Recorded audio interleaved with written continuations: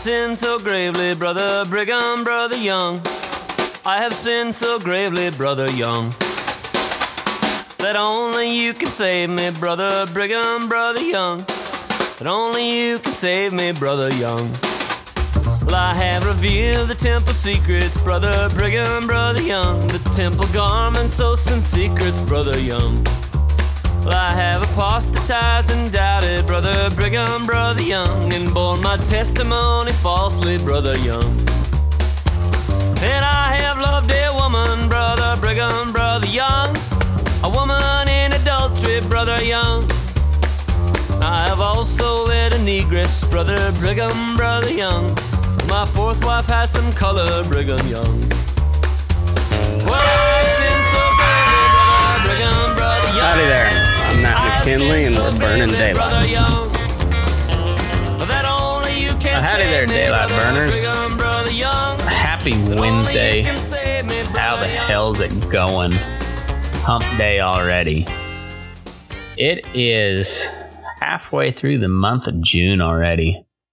And so that means we are over 1 year Burning Daylight podcast, and we're also over halfway through the year 2020. I wouldn't get your hopes up. I don't think anything's going to slow down in 2021 because as it looks right now, Donald Trump will still be president, and the left wing wackadoos, Looney Tunes, crazy people, excuse me, I don't believe are going to get any less crazy. Probably just going to double down even harder. And we may see a whole bunch more Republics of Chaz. Apparently, I was listening to Tim Pool today, and apparently they try to rename it to Chop. Doesn't have quite the same ring to it. Anyhow, you know who's not trying to break off and form their own communist utopia? Or socialist or democratic socialist. I'm not for sure exactly. I don't think they know. But anyway, they're doing that over there, but not in Loma, Colorado. Not up in there. Because George Raftopoulos is running that sale barn. Loma Livestock, best goddamn sale barn in America. And they've got a sale going next Friday. And then 2 Fridays after that. All throughout the summer, just like that. Every other Friday. They're in Loma, Colorado, located at 1369 12.5 Road. Sale will start about 10 o'clock Mountain Time with cows and singles, followed by the feeders at 11. So go check them out next Friday if you're in the area. And if you're not, still want to see what's going on, you might want to buy some cattle. You never know. Go check them out at dvauction.com, and you can click on the Loma Livestock tab. You can watch the sale live right there, and you can also bid on it. So that's a pretty cool deal. George I think he is really setting up a pretty sweet deal up there. So go check him out. Give him a holler if you want to consign or you got any questions at 970-858-9988. Or go check out their webpage, lomalivestock.com. Also, this guy might be trying to make his own utopian society of himself. It'd be more of a Ruby Ridge than a Chaz situation. But his name is Nick Allen Lute, and he makes some damn fine braided rawhide Hondas. Not saying he's prone to doing anything illegal, but I doubt there will be anybody encroaching on his property in a protest fashion. I don't think. Probably end bad for him. But anyways, buy a Honda from him. It won't end bad because those things are tougher than hell. They add some speed and some weight to your loop. Help you reach on out there or throw some big fancy loops. Hey, I don't think he guarantees success on those fancy loops, but it wouldn't hurt to ask. Anyhow, if you'd like to get one of those on the end of your line, just go check him out on Facebook. Send him a message, Nick Allen Lute. or on Instagram at WillCowboy4Food, and let them know you heard about it on Burning Daylight. Yeah, so Republic of Chaz. Well, I think everybody saw their attempt at farming. Now, I mentioned the other day that they ran out of food after day 2. Now they have people pretty well requiring that all white people donate $10 to a black person of their choosing. Pay your penance, if you will. It's a wild scene up there in Seattle, Chaz land. I hear that there's a bunch of bikers and basically Trump supporters headed up there for the 4th of July to expel these occupiers from the Chaz. That I'm sure will just end wonderfully. Why bother? I wonder. Just I don't understand that. It's Seattle. I nothing really surprises me much out of Seattle. And like Seattle is if San Francisco just smoked one too many pots, then you get Seattle. I'm pretty familiar with the Boulder strand of left-wing activists, and they're pretty radical. But they're baby shit compared to Seattle and those. Whew. Yeah, so really nothing surprising me out of Seattle, and I just, if they're running out of food in 2 days, it's probably not going to last very long. And, I'm actually kind of intrigued to see how it goes. Like, get on with your bad communist self and see what you can do. Show us what you got there, comrade. But I don't know. That's once again, it's Seattle. I just don't really care. So I'm gonna go back to researching the Mormons. I think it was a lot less taxing on the old brain. Trying to figure out what the Mormons got going on than it is trying to figure out what the fuck's going on in the world right now. And there's a lot of complex shit that went down with the Mormons, but it was a long time ago for the most part, and I don't know. It seems pretty tame compared to what's going on today. Like I said, Joe Exotic, probably the most normal thing that happened this year, and that was just straight lunacy. So, world's crazy. So I've been promising for a while, and this seems like a good enough time to kind of give you the intro episode on my research into the Church of Jesus Christ in the Latter Days, or the LDS, Latter-day Saints, the Mormon Church. I did not know very much at all about Mormons growing up till, I guess, high school. I learned about them a little bit. There was a family in town of Walsh where I grew up that were Mormon, and so I knew a little bit about them. Very, very, very little. And before them, I didn't really even know anything about Mormons. So I was pretty ignorant. And then moved to college. I met a couple. I actually had a guy that lived on the same floor in the dorms that was in the process of converting to the LDS church as we moved into the dorm there. So freshman year, and if I remember right, he didn't come back after Christmas break. He went ahead and joined the church, and then went on his mission.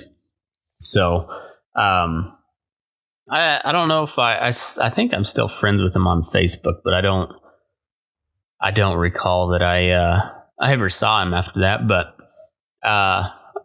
I see him pop up on my timeline every now and then, and seems like a nice guy. He was always pretty nice, a little different type of guy in college, but what little I hung out with him, he was cool enough, and he kind of went the typical Mormon route, and he got married right after his mission or whatever. Went on a mission for 2 years, got married, had a bunch of kids, and seems like he's doing well, happy, and all that good stuff. So that was about my extent with Mormons. And then when I went up to Montana, and the outfit I worked for there, my foreman was a Mormon fellow, pretty devout. They went to church every Sunday. He didn't. Well, he did. He drank Diet Dr. Pepper. Maybe it was caffeine free. I don't remember. Whatever it is at the Mormon, I think it's caffeine they can't drink. Not for sure, but he didn't drink alcohol. He cussed like a sailor. I learned more cuss words from a devout Mormon than I did just about anyone else. He anytime a cow would even think about turning back, he would lose his shit. And he was a pretty mild-mannered guy, but y'all know how that is with working with cattle. I mean, it can turn Billy Graham into the nastiest potty mouth sailor that you can imagine real quick. And that was kind of, learned a little bit more, but still didn't know a whole lot. Of course, I was a huge fan, still am a huge fan of South Park. And they always were making fun of the Mormons. And then they wrote a Broadway play about it called The Book of Mormon, which I haven't seen. I heard it's hilarious. And so I learned a little bit more about what their theology was, the doctrine, I guess.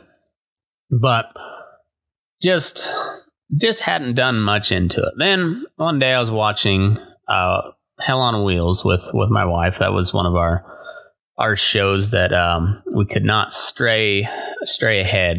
Nobody could watch the show ahead. We had to, that was our deal. We watched it together because it's a good damn show. And they had the whole bit about the Mormon Raiders and some of the political dealings with Utah at the time. And, I thought, well, this is pretty interesting. Never heard about this in the history books. Seems pretty relevant, especially as instrumental as the Mormons were at helping get the Transcontinental Railroad built and completed. And so I was like, I should look into that sometime. And that was, several years ago, whenever Hell on Wheels was still on TV.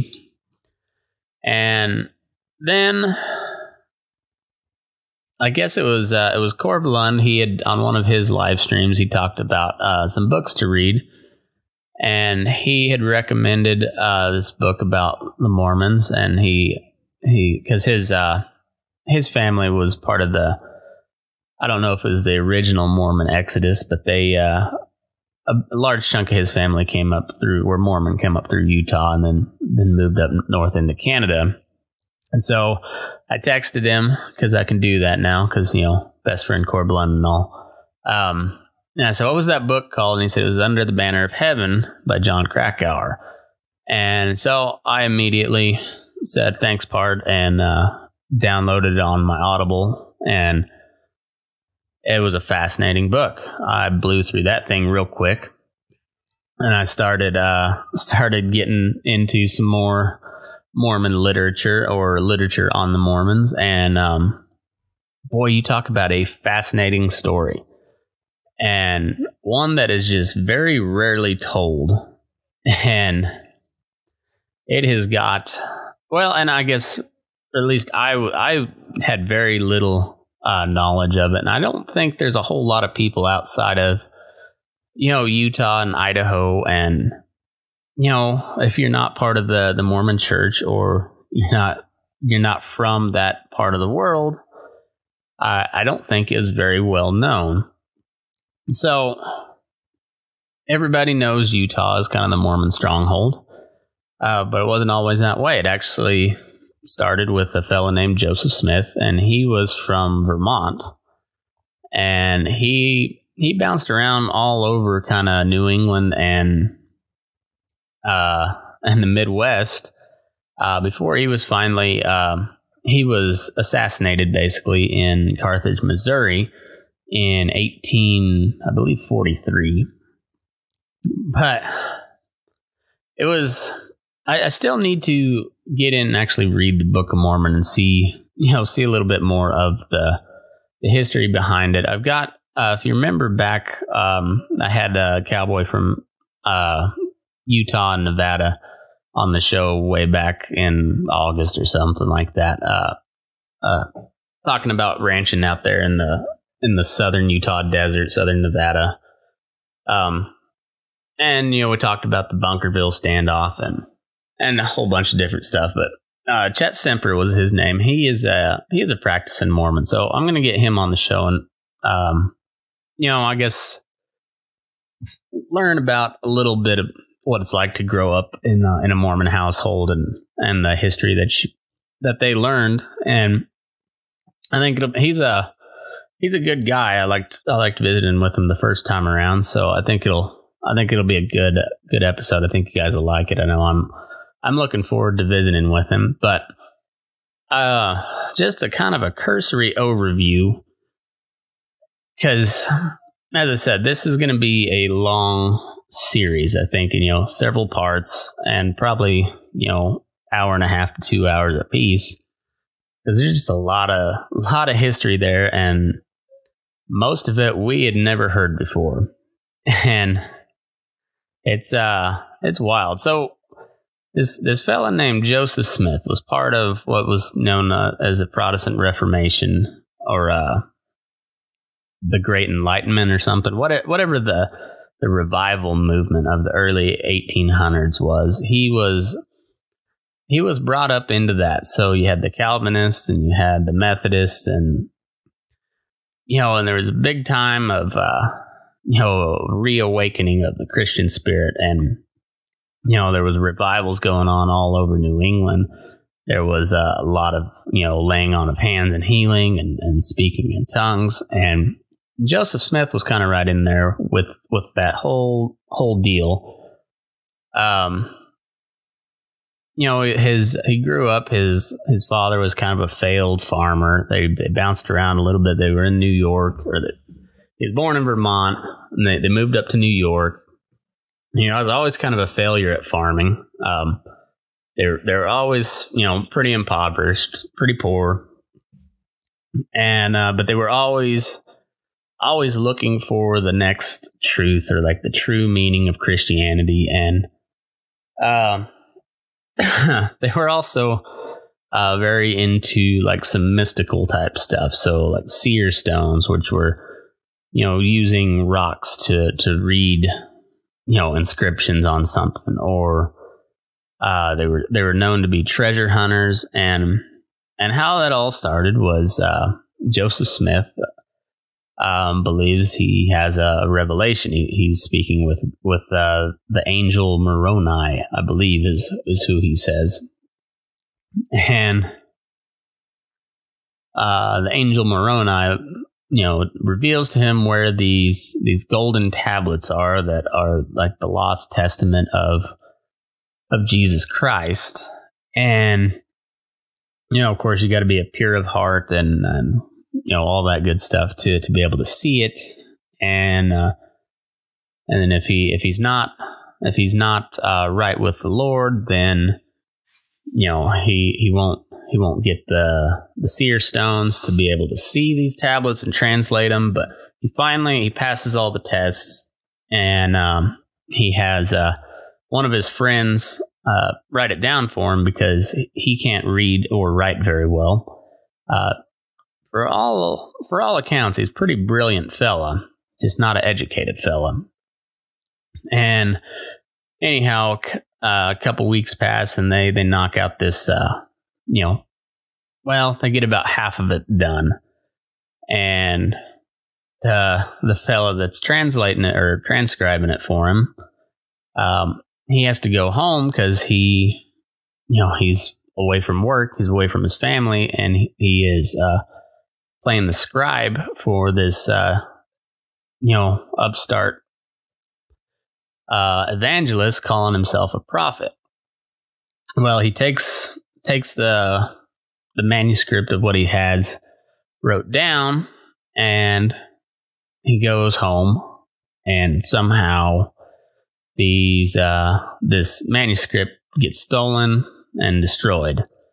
So that was just God's way of telling him, well, you fucked up and you weren't right with us. So they try again, and after all these years, he goes back with this gal that he's taken a liking to, and they find the tablets. Next thing you know, their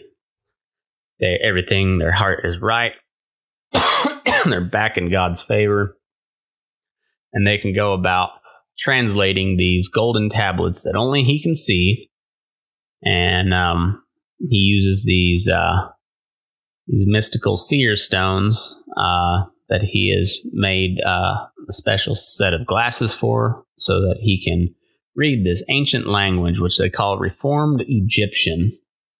It's basically hieroglyphs, is what was supposedly on the tablets. What was on the tablets, we don't know, because only Joseph Smith could read them. So, did they exist? I don't know. One of the things I've heard throughout the years is that basically Mormonism is a cult. So, I originally, I would have to say I agreed with that point, that basically Mormonism was nothing more than a cult. It was a crazy story from a fanatical cult leader, and Rogan had a pretty good quote about it the other day, at least funny. Sure, offensive if you are practicing Mormon, but it said if you can get a guy to believe in the Book of Mormon, then you can probably convince that guy to suck a dick as well. I don't know about all that, but I always kind of just played off the Mormons as just a kind of a funny, almost kind of cult, a little weird, and that was about all I had, all the thought that I'd put into it. But the more I learned about them, just offhand, the more interested I became. So then I go through this book called Under the Banner of Heaven, and it kind of bounces back and forth from early Mormon days to I forget when it was wrote, but pretty modern. So like early 2000s, I believe, and they cover these different branches of the fundamentalist Mormon church, or the kind of the offshoots, when basically it all stems from when the Mormon church gave up polygamy in order to be admitted into the union as the state of Utah. And of course, as with all religions, take a look at Islam. You have your normal average Muslim people. And then you have like Al Qaeda and the radical Shia militias out of Iran. And then, on the Sunni side, you got Al Qaeda and ISIS and all those crazy fanatics. And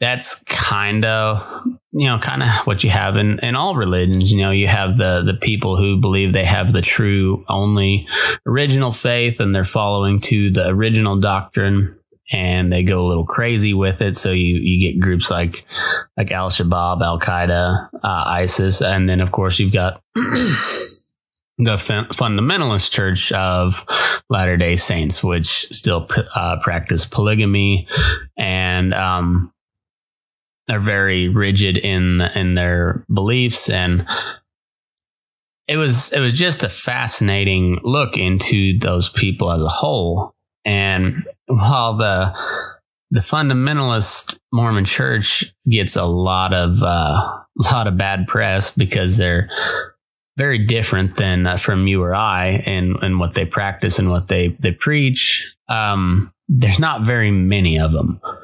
But the mainstream Mormon church is, it's one of the fastest growing religions in the world. And there's a lot of them out there, and they control a lot of commerce. And, they're a big part of America that I would venture to say that very few people actually know very much about. So it was just kind of interesting to me. And so I started into this journey, and it really is. It's fascinating is the best way I can put it. It's got all the intrigue and the suspense and the action you could ever want. There's a bunch of secrecy. There's a bunch of cover-ups. There's talk of corruption and false prophets. Then, of course, you gotta talk about the polygamy, because it was a big part of the Mormon church for the mainstream part of the Mormon church. It was a big part of their life for about 30 years before it was banned. But even after it was banned, it was still practiced as kind of an open secret. And then you have all the struggles against the federal government and the Utah War and the Mountain Meadows Massacre. And it was there was a lot of shit that went down in the state of Utah, or back then it was the territory of Utah, or known among the Mormon faithful as Deseret. Just a lot of shit that went down. And you have its founder, Joseph Smith, who was a firebrand radical prophet of God, as he claimed, who could have revelations and was basically set the tone for the entire church, and what he said goes. And then he was killed in an altercation in a jail, and then he was succeeded by the guy has BYU named after him, Brigham Young, who was not near the public speaker or charismatic leader that Joseph Smith was, but he almost single-handedly was responsible for the Mormon migration out of the Illinois, Ohio, Missouri area, and moved them out to the Salt Lake Basin and established, present-day Utah in a pretty short amount of time. And with some real hard luck, but with a real knack for maintaining self-sufficiency. It was preached early and often that they ought to be self-sufficient, and that they should store up and be prepared for whatever the crazy world might send them. And it's just, man, for such a cool story, all told, we don't hear about it much. And, there's so much more that I need to delve into, but I have just been interested and intrigued and fascinated this whole time. And part of it is trying to understand where they're coming from. And I think you have to go back to the, not just Joseph Smith, but the time in which he grew up in. Like I said, the Protestant Reformation and the Great Awakening in America, and this age of just every church was having revivals, and there was these traveling evangelists, and and each one was trying to outdo each other, it seemed like, and they all had their own branch of Christianity that was the true and only and right way to please God. And it was a crazy time. Just that the country was new. We're talking at the time, I think when the Mormon church was started, it was like 1830. So you're looking at 60 years basically from the start of the Revolutionary War to when, the church was founded. And then within 10 years, they are in the Great Basin, settling Utah.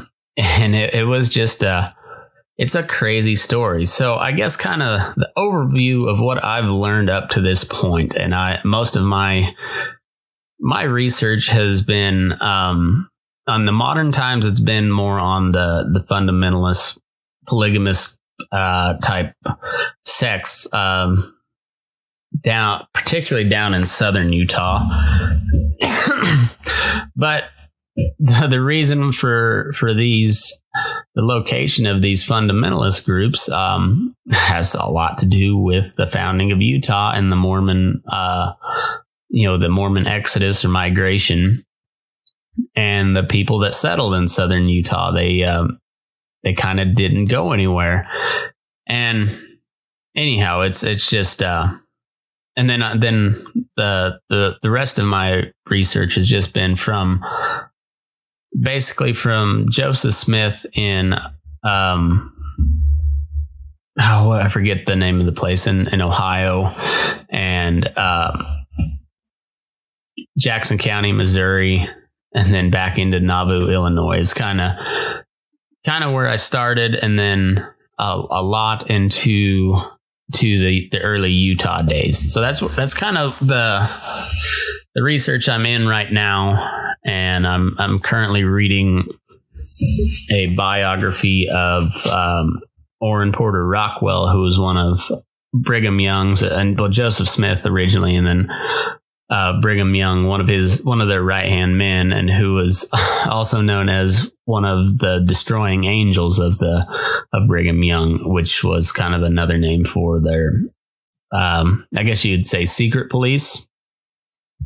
But anyhow, so Joseph Smith, he starts this religion, and there had to have been something about him, because he had a lot of people following him, and they were very, very devoted. But going back to the cult thing, I guess every cult leader has their devoted group of followers, and I'm not going to go as far as to call the Mormons a cult, but it's a different way of thinking. And the basic premise around the Book of Mormon, as far as I can tell, and this is coming from an ignorant Gentile view, as they call us non-Mormons, is basically the Book of Mormon is a lost gospel of the Bible, in which they tell the story about the lost tribe of Israel who had made it over to North America and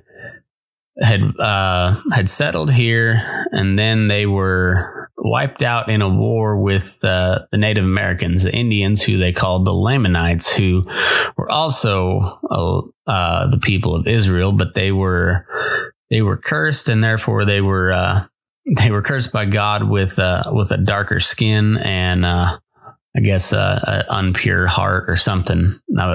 I said this is coming from a very uneducated view, but this is kind of what I understand about it.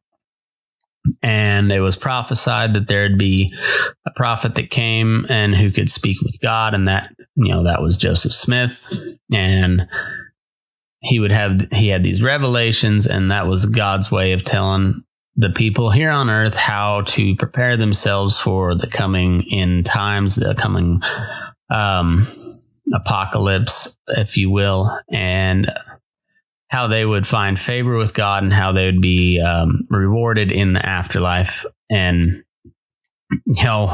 And if you followed these rules and did everything that God wanted you to do, you would become a god in the afterlife, and you would rule over your own planet, essentially. And as you get more into the doctrine, I understand that polygamy played a big part in this, and those who were honest and forthright and pious and in good standing with the Lord were awarded with multiple wives, in which they could continue to build their heavenly kingdom. And so therefore polygamy was a large part of early Mormon religion. And I guess if you include all these fundamentalist groups, you could say it still plays a large part even today, just with a smaller number of followers. So one of the things that got the Mormons in trouble quite a bit was their ardent belief that they were God's chosen people, and they were put here on this earth to carry out God's will, and they were right in what they did because God was on their side, and they had almost an arrogance about them. And when Joseph Smith prophesied that Jackson County, Missouri was going to be the new Zion, the new Israel, basically. And they were going to build a temple there. And once they had their temple established, they could do all their what's the word? Their most intimate religious rituals and covenants that they could bestow on the saints, as they called them. And in that way they could become whole as a people. And they basically segregated themselves into the North American version of the Jews. And it didn't sit well with some of the other settlers, particularly in Missouri. Now, Missouri was pretty rapidly becoming a hotbed of hostility anyways, because the Civil War was starting to ramp up, and with the Missouri Compromise and all the other acts that were passed in order to appease the southern states, as new states were entered and new territories were formed, and the raging question over slavery was very prevalent and forefront in Missouri politics at the time. And Missouri being a free state or a slave state, were pretty wary of the Mormons, particularly the ones that were not outright pro-slavery. So it's kind of parallels today, where if you don't 100% support these riots and protests, then you must obviously be a racist. And that, much like that in Missouri, if you weren't ardently pro-slavery, you obviously were an abolitionist and a Negro lover. And that was kind of what was the accusations that were thrown towards the Mormons at the time. And, as the history played out, it turns out the Mormons had a lot in common with their southern counterparts, and they actually were okay with slavery in the territory of Utah, but it was a nuanced issue. They were indeed, at least some of the early church leaders, Brigham Young in particular, were pretty goddamn racist. But it wasn't with a bunch of hatred, kind of like you saw in the South, and particularly in the backlash after the Civil War, when the Klan came into prevalence. The Mormons just simply viewed the blacks as an inferior race. From what I have seen, there wasn't any particular hatred towards them. They didn't view them as the same as whites, and it was for a strictly religious view. It was in the Book of Mormon that the Lamanite people were cursed by God with a darker skin, and and of course the belief is that they could be redeemed and become a, what was the quote? It was a white and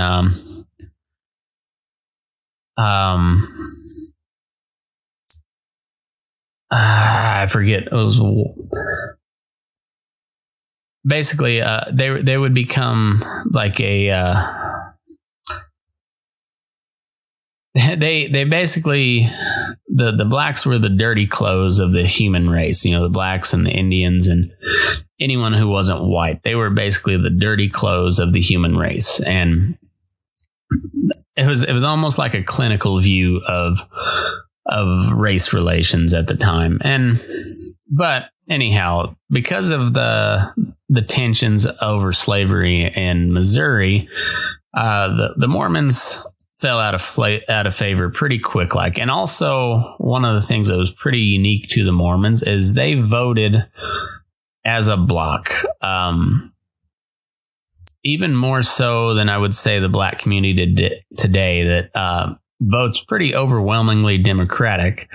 The Mormons voted together in lockstep, every one of them.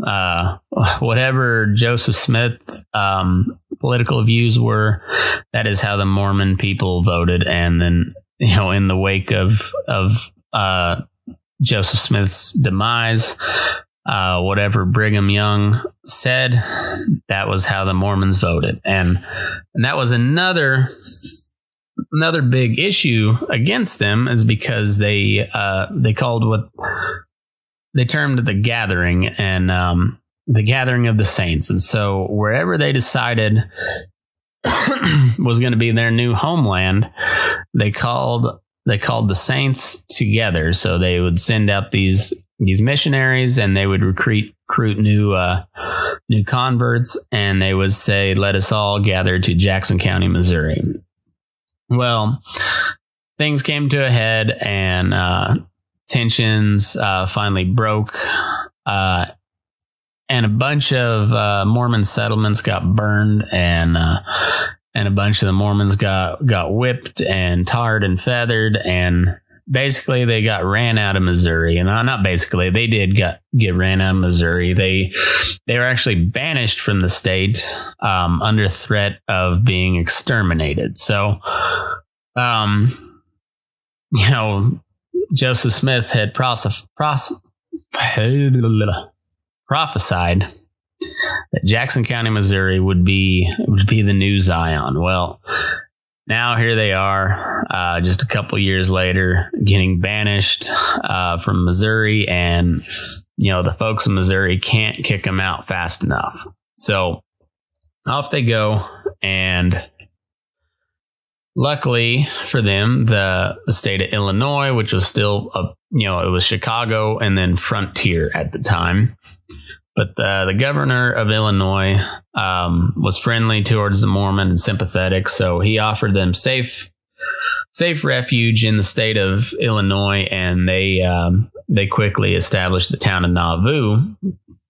And things were going pretty well there for a while, because they were like the Chaz of the 1830s, except 1830s, early 1840s, except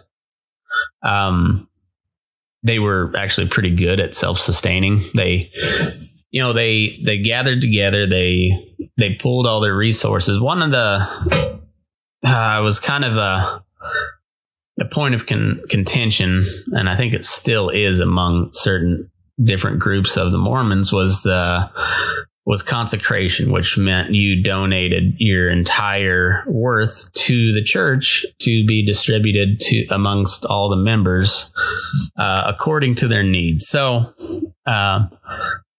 the Mormons were also communists before communism was cool, and it didn't play out very well for them. They were able to amass a lot of property, but they even Joseph Smith and Brigham Young had a very hard time convincing, a whole lot of the Mormon Church to consecrate their entire net worth, and all their belongings to the church. But they were successful enough to gain control over their followers. And because of this and a lot of good organization, that was one thing that Brigham Young was widely renowned for, was his organizational skills. They built up Nauvoo into a pretty thriving little metropolis that was just overwhelmingly ran by the Mormons. And things were going pretty well for a while, but just like in Missouri, their fellow settlers grew pretty weary of the Mormons and their self-righteousness and their arrogance. And there was also a bunch of charges stemming from their time in Missouri that were being brought up. And then right around this time, in secret, which secrets always tend to get out, Joseph Smith began marrying other women and practicing polygamy, and also several of the church elders did the same. And being that this was a very religious era of American history, it didn't set well with the other settlers, and tensions begin to rise. And next thing you know, they come to a head again, and Joseph Smith crosses the Mississippi River, and he is headed west to go find a new place for him to settle in Utah. But at the last minute, he is talked out of it by his wife in particular, but a couple others, and he decides to return to, I guess it was to Missouri. Carthage, Missouri is where he had to go to face these charges, and might have been Carthage, Illinois. I'm not for sure. No, it was Carthage, Missouri. And so he decides he's going to go face his trial and whatever. And he even prophesied, I guess you could say this was a prophecy, or, he called that one. Said, "I'm like a lamb being led to slaughter." So the governor of Illinois, he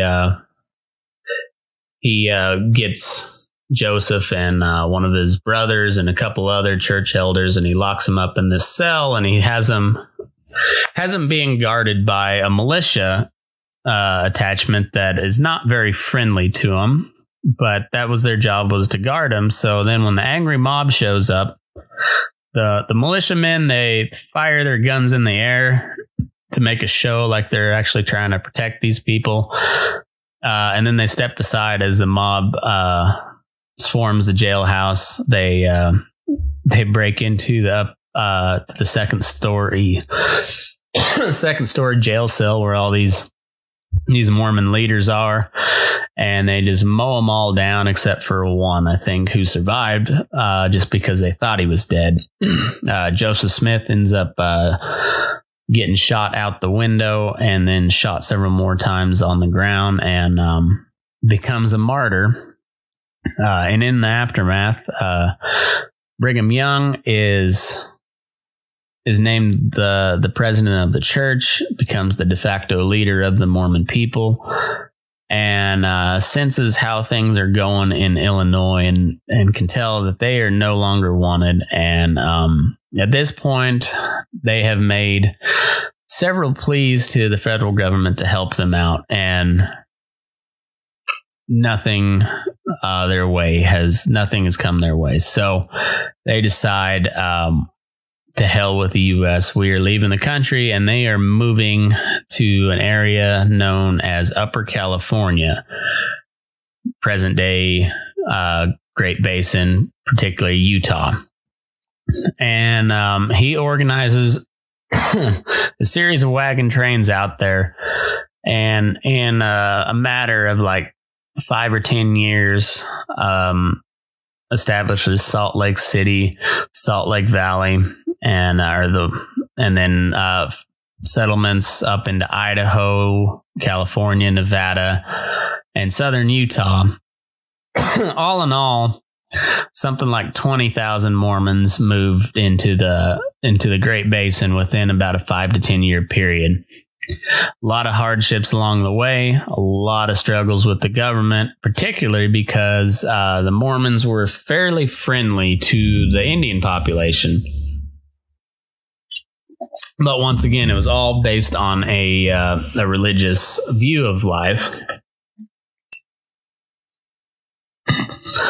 These folks viewed the Indians as, as their long lost relatives, however cursed they may be. But the way they viewed it is these Lamanites, Indians, as Lamanites is what the Mormons called them, would play a vital role in ushering in the end times. And so therefore they lived in relative peace with the Indians, and that didn't bode well for the federal government, who was constantly at war with the Indians, trying to get them from attacking all these settlers moving west, and also confiscating their lands for white settlers. And the Mormons kind of threw a stick in that mud because they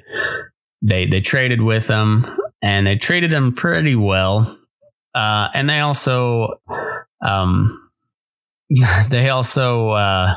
evangelized to them quite a bit. They sent missionaries to preach the gospel to all these Indian tribes, and had some success with the Paiutes. But overall, they had about as much success as any other group of white religious folks did when they tried to Christianize the Indians. It just wasn't, the Indian population just wasn't real receptive to that idea. But they had a pretty good relationship, and they had a much better relationship with the Indians than they did the federal government. And this would come into play throughout the 1850s, like late 1850s, up to the start of the Civil War, when tensions really came to a head between the Mormons and the federal government. And there was a series of attacks on settler wagon trains moving through Utah, and particularly one in southern Utah at Mountain Meadows, in which like 130 men, women, and children were slaughtered, which the Mormons claimed was the Paiutes. And later there was a huge cover-up, and was kind of the turning point of public opinion against the Mormons within the United States. And as the more information came out, and we find out that the Mormons not only were involved, but had orchestrated the attack. And there was some pretty decent circumstantial evidence that it came straight from the top, straight from Brigham Young himself. So that one event almost single-handedly swayed public opinion against the Mormons. And it was kind of the downfall, beginning of the end for the original fundamental LDS church. And that's kind of about as far as I've got into my research. But just from that little bit, I think you can tell this is going to be fascinating story. We haven't even began to cover the Danites or the destroying angels.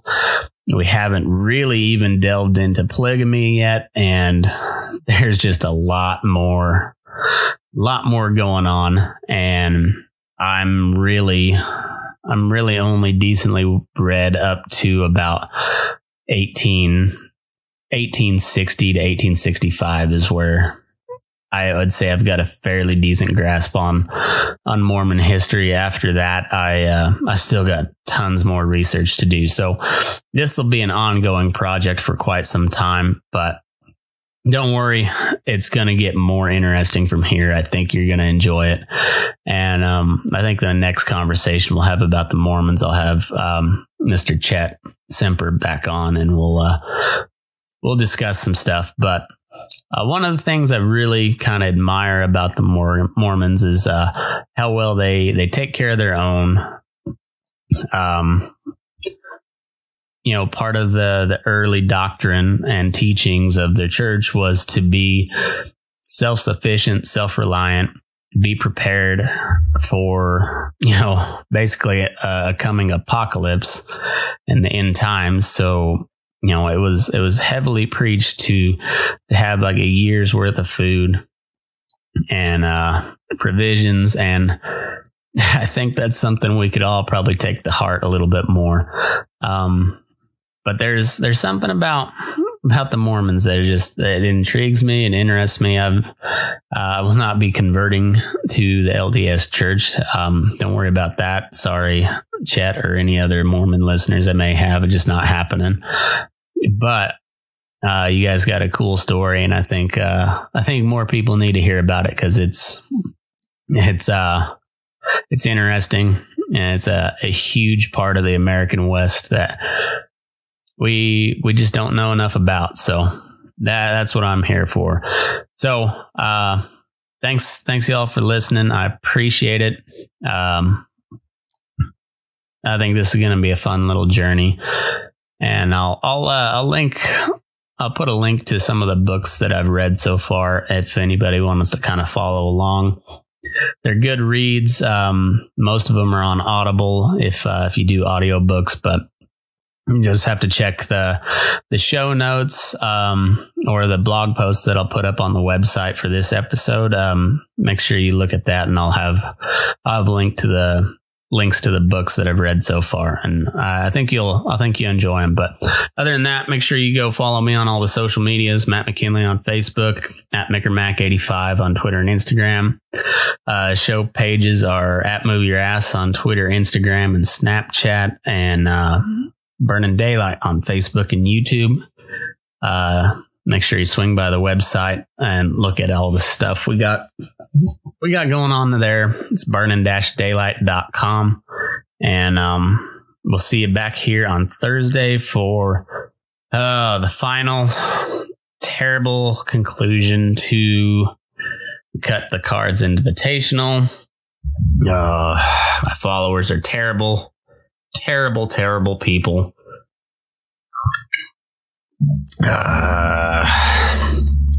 Come on, not a single John Wayne or Clint Eastwood movie in the conversation for the top two.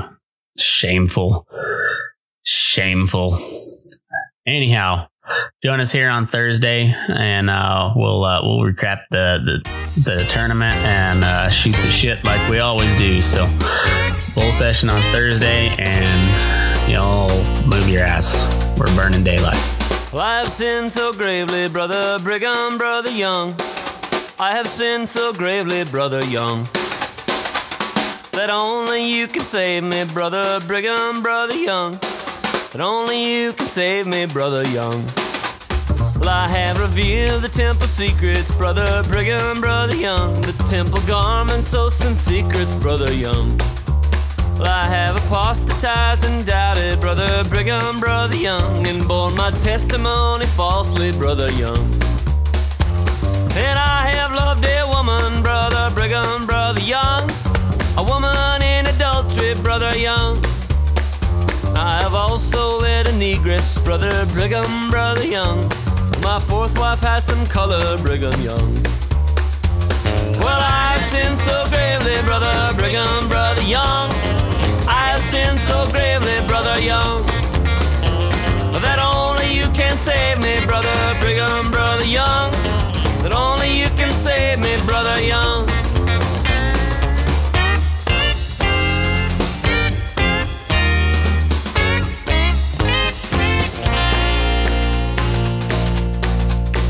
Well, I now see that you're a prophet, Brother Brigham, Brother Young. A living, breathing prophet, Brother Young. And now I believe the revelations, Brother Brigham, Brother Young. I now believe your revelations, everyone. Even the ones beyond all reason, Brother Brigham, Brother Young. Even the ones beyond all reason, Brother Young. For you're the Lord's own earthly prophet, Brother Brigham, Brother Young. He's simply testing in our faith, oh Brigham Young. Well, I've sinned so gravely, Brother Brigham, Brother Young. I've sinned so gravely, Brother Young, that only you can save me, Brother Brigham, Brother Young. That only you can save me, Brother Young.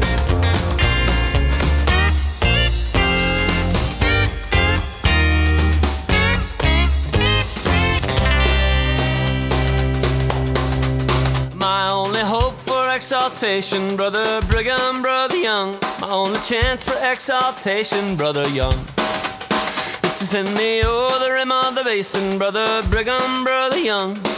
The rim of the Salt Lake Basin, Brother Young. For water cannot save me, Brother Brigham, Brother Young. Baptismal water cannot save me, Brigham Young. My sins are just too deep to die, oh Brother Brigham, Brother Young. My sins are just too deep to die, oh Brother Young. So send avenging angels, Brother Brigham, Brother Young. Won't you send destroying day nights, Brother Young? Spill my blood upon the earth, oh Brother Brigham, Brother Young. I beg you, spill my blood, oh Brother Young. And let it smoke us into heaven, Brother Brigham, Brother Young. And let my breast be cut asunder, Brother Young, as an offering for my sins, a smoking incense, Brother Young. A blood atoning for my sinning, Brother Young. 'Cause I've sinned so great,